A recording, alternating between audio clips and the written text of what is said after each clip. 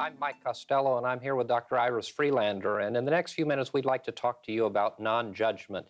In New Thought metaphysical philosophy, we believe that we live in our minds and not in the world. That means that the way in which your mind and my mind act and react to circumstances and situations determines the quality of our life. And judgment, or the practice of non-judgment, has within it the power to free us and to create a fuller, more joyful life. Non-judgment is really a difficult thing for most of us to practice, isn't it, Iris? Yes, indeed. I'm sure most of us don't practice it as we should. But on the other hand, those of us who really are thoughtful about it are just like smitten in the heart when we hear other people being overly judgmental, and because we know what they're doing to their own energy level. That's an important concept to understand, that we do have energy, don't we? We have energy from a physical standpoint, we have energy from a mental standpoint, and we have energy from a spiritual standpoint. And all of those energies are affected by negative influences and negative vibrations or negative experience. And judgment is one of the most negative, isn't it? Yes, it is. And it's one of the most deadly, because who are we to do that? And only God knows. And God is not judgmental, God is love. So if we want to be God-like, then we would certainly never be judgmental. The problem, I guess, that most of us face is that we have our own ideas about how things should be. And most importantly, we have our own ideas about how others should behave. And others don't always behave the way we think they ought to.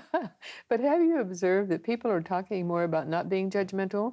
People are more, I'm speaking of people generally speaking, are more aware that they don't want to be judgmental. I was talking with two different people this week who broached the subject themselves, on that they try hard not to be judgmental of other people. So there's something in the atmosphere, I think, that causes us to think in that way. Don't you think so? I think so. And I think people are very aware today of the fact that whether their minds operate in a negative way or a positive way determines, to a large extent, the quality of their life. And of course, from our standpoint, we understand that. We talk about it, we teach it, we use it in our counseling work extensively. And it is really important for all of us to be aware of how the dynamic of our mind operates. And if we find ourselves being judgmental of people, of circumstances, of situations, of world events, of our environment, if we find that judgment coming into our lives and that judging is negative, then we really need to be aware of the fact that we're setting up a dynamic of mind, a dynamic of thought that's going to create for us a very negative experience. Yes, and as I was saying earlier too, more people are aware of it. And yesterday when I was counseling someone, that lady brought it up, and she said, I am trying so hard to be non-judgmental because I know that it affects me far worse than it does the person about whom I am judgmental.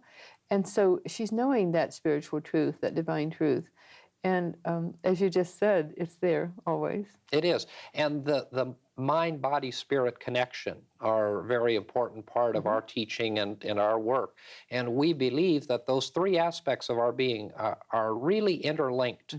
And so when we become judging, or when we judge others extensively, it affects us in a physical way, doesn't it? Yes, it does, because anything that's negative affects us, our physical bodies. And clairvoyantly seen, it can be observed in the higher bodies before it sifts down to the physical body.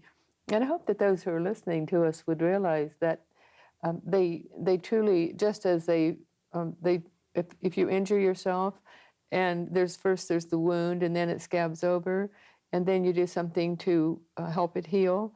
Well, the same thing is true in our bodies. When we bring negativity into our bodies, that same thing happens in the higher bodies on a higher level, and then it sifts down to the physical. So if we stay negative about anyone or anything or in any way for any prolonged period of time, it's sure to impact on that higher body and then to sift down to the lower. And there are those people who have made a career of finding out what illnesses people create by way of what emotion, like resentment. Repressed resentment supposedly causes cancer, and so forth.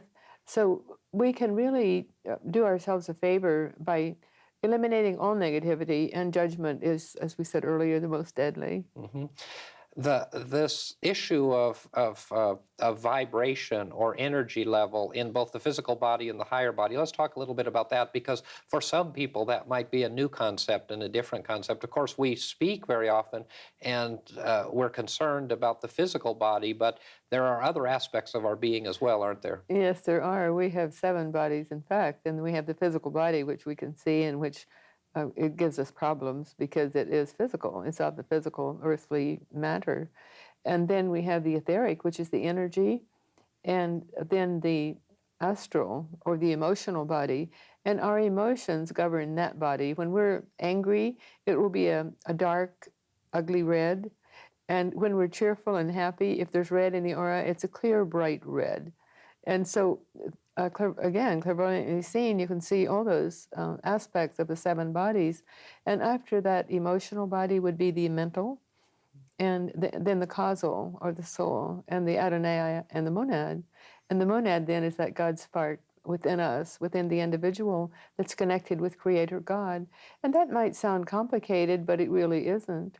It's a simple concept, really, when Yes. one understands it. But even understanding it isn't as important as understanding the dynamic of how it operates, Yes. and how these aspects of our being are interrelated and create the whole person. And today we hear a lot about holistic Yes. wellness. And this issue of practicing non-judgment is really a way of practicing our wholeness and balancing these bodies and keeping the energy level that we have, not only the energy level in the vitality of our physical body, but the energy level that we have on the mental and spiritual level attuned. Yes, because if we're not highly charged on those in those bodies, then our physical body would be depleted of energy, and vice versa.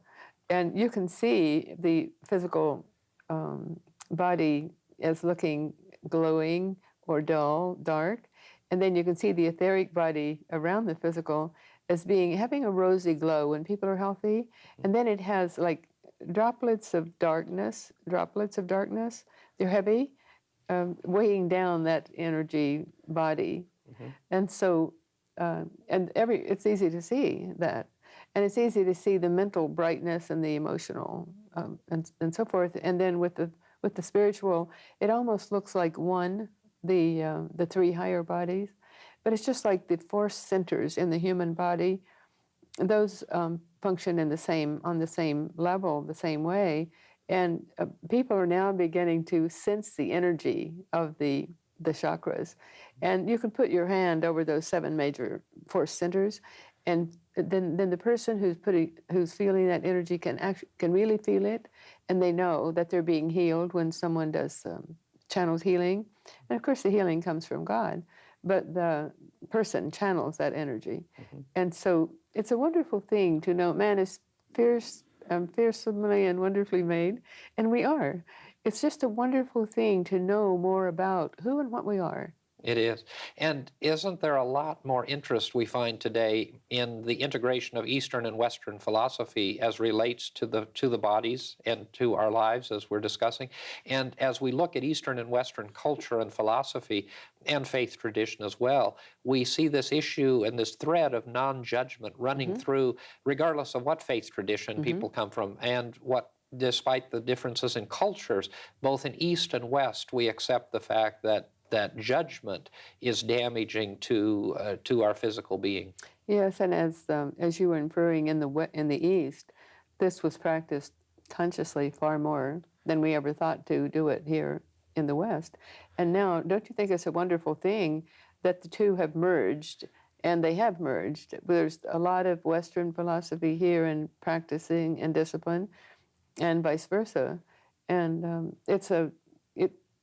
we are living in a time of change, and you talk often about the fact that we are living in a time of change and how healthy it is if we accept change and accept it as part of the normal part of life, and really look forward to change and really be exultant that we are living with change instead of dreading change. Right. And in the midst of that change, we have many things that we can judge. Yes.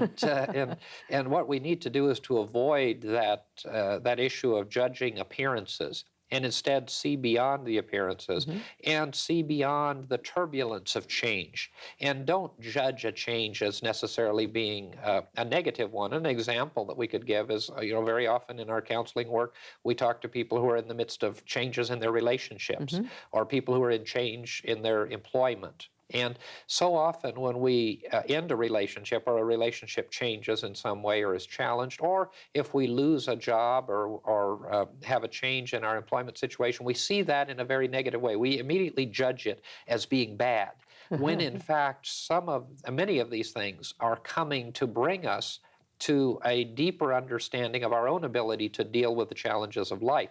And if we have a positive self-esteem, a positive view of self, and if we believe in our own ability to deal with life and what comes in the process of life, then we're able to move through these changing times without judging them as bad. They may cause us inconvenience, they may even cause us some suffering and some pain, but that issue of not judging and being aware that when we see things as negative, that those things are not always as negative as we believe them to be. Exactly. And when we look at change in a positive light, then we don't create darkness around us. We don't create negativity. And again, I think more people are being aware of that. And don't you find that to be true, that in your counseling work and in your dealing with people as a whole, don't you find that more people are aware that they have to stop the negative aspects in their lives, and it's up to them to do it? Absolutely. And I think as we work through counseling, we understand that people today, I think more and more people are coming to the realization that they are responsible Mm-hmm. for where they are in life. They are responsible based upon the way it is that they think and react. And so many people come to us in counseling who identify the fact that life is not the way they want it to be, and they want help. They want to work through the process of self-development and the aspects of both mind and science and spirituality to come together to bring them to a better and fuller life. Mm-hmm. Because they realize that they are self-responsibility is the prime mover of their lives. And if they accept the self-responsibility, then they're more than just a step ahead. And then when they can also welcome change and realize that they don't want to be judgmental and they strive definitely not to be, then they're that much farther ahead. And I think it's a wonderful thing that our evolutionary life pattern is lifting. To me, life is always an upward spiral, and we spiral upward. We don't just go up. We spiral round and round, over and over. And so now that spiral, I think, is becoming smaller because it's hastening because of the consciousness of humanity. Yes. And I know a lot of people would argue with that. They'd say, well, look at all the horrible things happening. Well, horrible things have always happened. Yes, absolutely. Horrible things have always happened, and this is not such a bad time in which to live. Mm-hmm. Yes, it isn't. It's a wonderful time. I remember my dad said many years ago, don't ever let them tell you the good old days were in the past. You're living in the good old days, and you will continue to live in the good old days, inferring that, well, as I went on in my life and he was gone, then there would be better days. And of course we have stock markets crashing and we have all sorts of bad things happening. But what's bad, Absolutely. And all of those things that appear bad on the surface, in fact, are opportunities. Right. And they're opportunities for us not to judge the circumstance and the situation, but to instead to accept the reality of the changing environment, the changes in our lives, and to move on through those processes and through that time. Yes, and if we don't, we're left behind. We're the loser for it.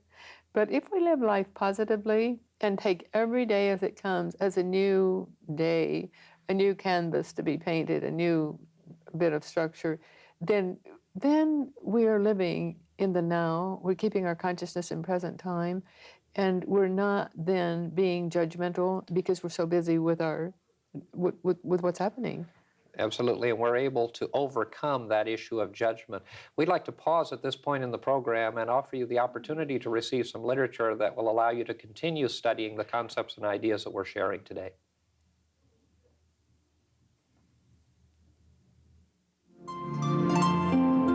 We would like to give you the opportunity to explore and discover in your own home the new thought teachings that this program is sharing with you by sending you a free copy of one of these booklets.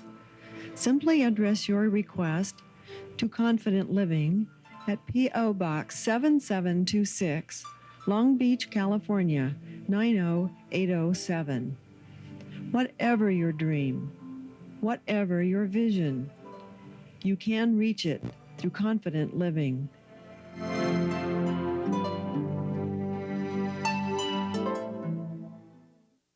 Talking about living in the now and the importance of living in the now to avoid this stigma or problem of judgment. If we do live in the now, we're much more able to live without judgment, aren't we? Indeed, because as we keep our consciousness in present time, we're more collected, we're more centered, and then the negativity just isn't there. And we're also keeping out, I think, judgmental, when those people who truly judgmental, we're all judgmental, some, but those people who truly are to a fault are those who are jealous, those who are unhappy with their own life, and those who wish they could change things, but they don't know how, or else they don't have the initiative to change. And they might have the energy to do it, but they don't have the initiative. But yet they just like wallowing in negativity. And so when they do that, they're again being their own worst enemy. And of course, we believe that when we send negativity out, it bounces back and hits us right in the face. So it hurts us a lot more than it does the person we're talking about. Right. As we think, those thoughts are creative. Yes. And the dynamic of mind is creative. And so whatever it is we are creating, we are sending out, and we are receiving back that which we have sent out. And so if we live in a judgmental fashion, and if our mind operates constantly in judgment, then that environment is going to continue to visit us. And until that cycle is broken, we're going to continue to live in the midst of that judgment. Mm-hmm, mm-hmm. I always think of parents used to say, when they would spank their children, they'd say, this hurts me more than it does you. Well, I think that's a big fib. It hurts more to be spanked hard. But it's the same principle, isn't it? It hurts us more than it does the other person. And as we go through life with a positive, optimistic attitude, you can see it on the faces of people. Those who live in that fashion, it shows in their face. And they're not ones who then are critical of others and who are, criticism is another word for judgmental, but thinking they know better for other people. But I think more and more people, too, are being aware of karma. Karma, in the truest sense, is the law of cause and effect.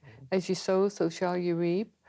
But karma is not all negative and it's not all good. It just is.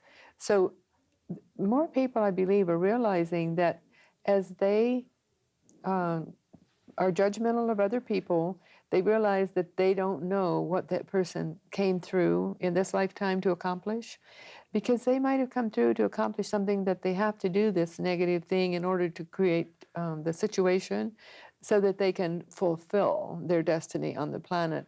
And that's a worthwhile thought, isn't it? It is indeed, and it's very important for us to be reminded that we really don't know what has brought anyone else to their point in life, to where they are, and to their behavior. And we need to step out of that role of judging and deciding, because we have no idea what they've gone through or what's brought them to that point. None. And we do well to know our own, and very often we don't. But when the way we know that we're living, fulfilling our destiny the way we planned it before we came in, then if we're comfortable with what we're doing, even if we're in the midst of hardship or travail, then if we're comfortable with that, we know that we're fulfilling what we came here to do.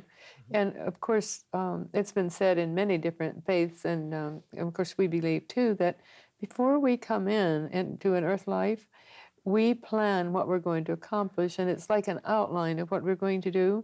And certainly not everything is spelled out, but the outline is there, and it's in our heart chakra, and it's like a computer chip would be the best analogy. Everyone knows of the Akashic Records. It's also in the Akashic Records.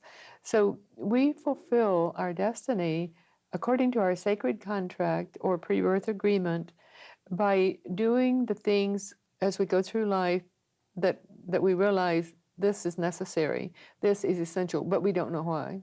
Absolutely. And as we say so often, and our tradition teaches that that life is really the school of the soul. Yes. So we've come here to learn lessons. We've come, each of us have come to learn lessons, as have all of the other people on this planet at this point in time. And what the lessons that we have to learn are our concern, and the lessons that others are here to learn is their concern. And so as we judge other people based upon the appearances, the surface appearances, we don't see what's beyond those Exactly. appearances. And if we did, then we would mind our own business, and we wouldn't even think of trying to tell people how to live their lives. It's just like parents need to give their children freedom, and more parents are. It's a wonderful thing that today's parents of small children are giving them so much freedom, and those children don't need to be told no, no, and don't do that. Like because they're living, fulfilling their own feelings. And of course, there are problem children. We're not saying that every child children do need discipline, but overall, they need to be allowed to flourish and grow, not to be smothered.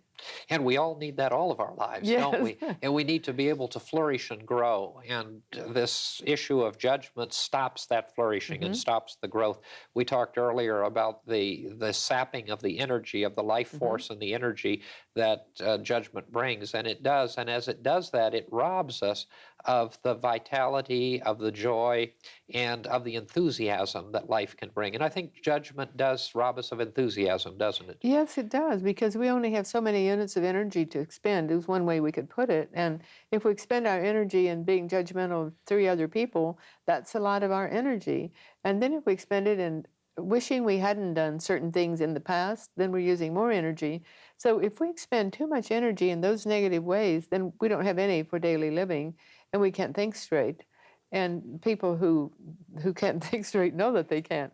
But so often they don't realize that that's how they're expending their energy, in the negative ways. Right. And that creates, really in mind, in the dynamic of mind and thought, it creates confusion, doesn't Yes, it? yes. And so often when people come to us in counseling and we find people who are severely judgmental, they also are people who will say they're very confused or they're very unhappy in mind, because their mind is unsettled and their mind is consumed with this negative judgment of others, of circumstance, and of situation. And so they realize that, but they don't quite know how to get out of it. But we can encourage others to not be judgmental by not gossiping. And by not, if we have a fact that we need to relate to someone else, then we relate them as facts, not in a gossipy, oh, isn't that a terrible thing way.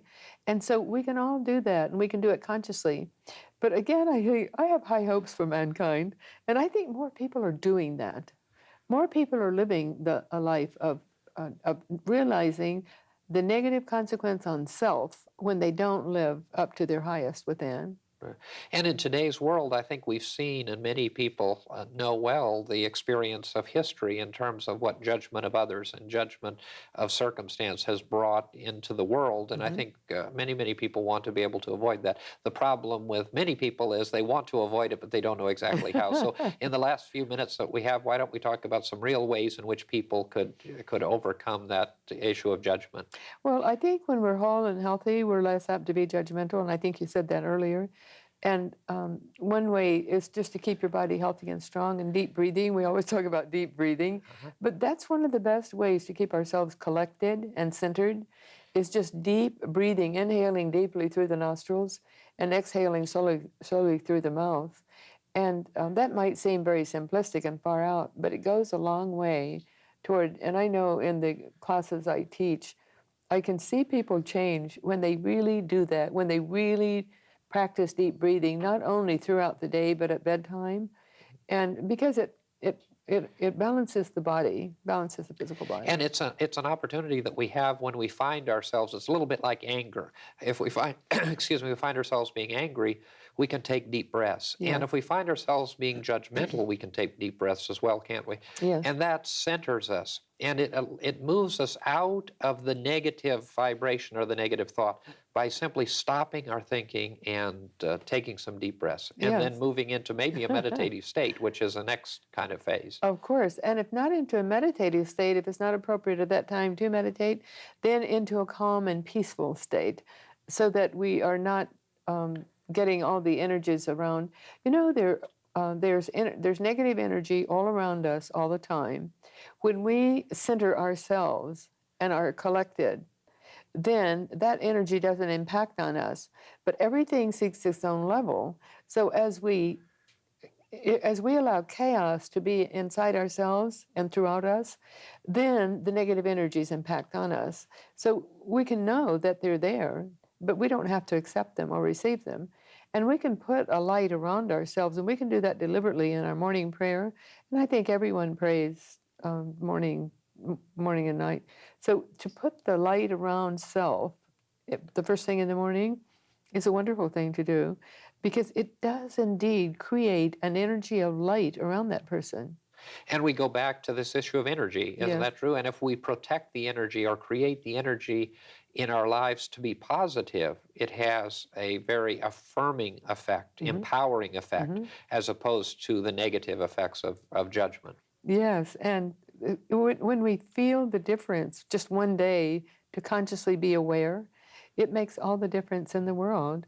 And we can consciously attune ourselves to deity, or we can consciously deep breathe and calm, just feel the calmness around us. And we can practice, it's good to practice that and be consciously aware of what we're doing, what we're creating with our own lives. Because as we are consciously aware, we're less apt to indulge in those negative aspects of being judgmental, of gossiping, and so forth. It is tremendously important for us to be aware of ourselves, of the way that we think, of the dynamic of our thoughts, because our thoughts and our mind create the life in which we live.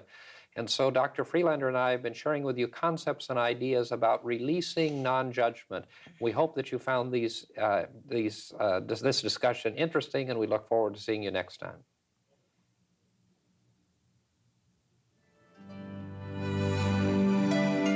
This program is a community outreach of Christ Church. Dr. Mike Costello speaks each Sunday morning at 11 a.m., and Dr. Iris Freelander speaks on Wednesday evenings at 7 p.m. at the church. On Sunday evenings at 6 p.m., there is a meditation and healing service. Come and join us. You will be warmly welcomed.